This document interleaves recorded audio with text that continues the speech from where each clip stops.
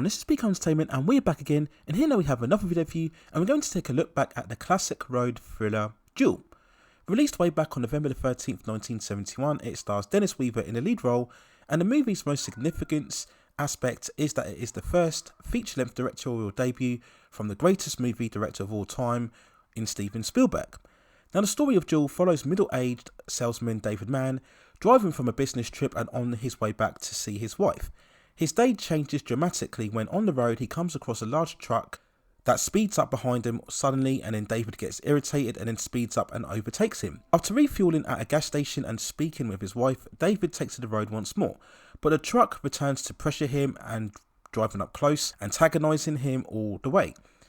And what first started off as a minor disagreement has now manifested into a nightmare of terror as David finds himself constantly pursued no matter what he does try to escape. And overall the experience ends up being a fight for his life. Now when looking back at Duel as an individual movie, it's simply a masterclass in how to generate escalation and suspense and tension. If you watch this for the first time, you'll have to be patient as the plot is built up steadily.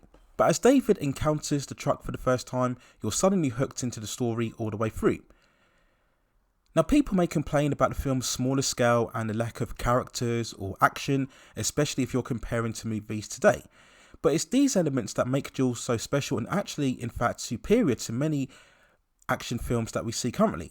It's lean, straightforward and focused and doesn't waste any time on unnecessary side plots or plot twists, and this is what makes it so engaging. Now I'd say that there are overall three elements that really elevate this film. The first being the editing, where we get many close-ups and distance shots to really capture the intensity of the chases between the two vehicles. Everything is clear, coherent, yet still with a pace and overall energy. You don't need these quick jump cuts or zoom-in shots in, or this large booming soundtrack. You as a viewer are allowed to see all the action the entire time. We then talk about the cinematography, which is absolutely fantastic, where you get that real sense of scale and environment. Again, an advantage of shooting on actual location. You really feel that geography and overall isolation and despair as almost a barren landscape is presented here, painting that idea as if David is in a complete another world away from reality. Again, this is an advantage of not using green screen or oversaturated HD filters. This feels like a real world that we are actually watching. But the real special ingredient of this film is the story. Now people may say, what story is there? After all, this is essentially a chase narrative. But it's the hidden mystery that absolutely works. And by never revealing the identity of the truck driver was an absolute masterstroke, as it opens so many questions for the viewer. Who exactly is the driver? Why is he pursuing David? Has he been hired by somebody else? It's that element of the unknown that again keeps you watching. Now this is emphasised even more so in one of the best scenes of the movie outside of the road, where David goes into a cafe bar, alone, stressed out, looking at other people who he thinks could possibly be the driver. And through narration we get his thoughts, building that sense of paranoia, anxiety, anger and rage and confusion. And this extended scene plays so well that it does make you think as to whether this is all actually happening or whether it's all in David's imagination.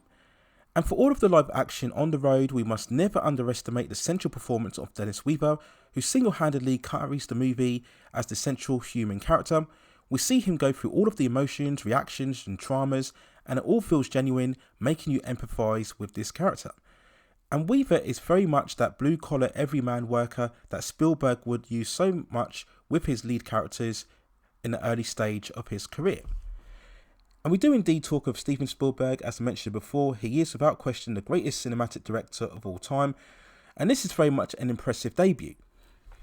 Now yes, this was made as an essentially television film, but make no mistake, it is still very much cinematic, and it was an early sign of the true greatness of how Spielberg is able to generate so much with so limited resources. And many critics and fans over the years have deemed Duel to be a monster movie, with the truck obviously being a monster and David being the victim. And yes, that's an absolutely valid statement.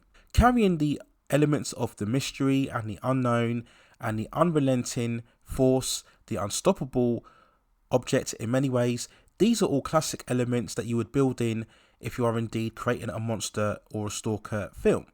And we look at all of the famous monster films around this time within the late 70s and early 80s, Spielberg's own iconic film Jaws, or whether we look at the likes of Halloween or The Terminator.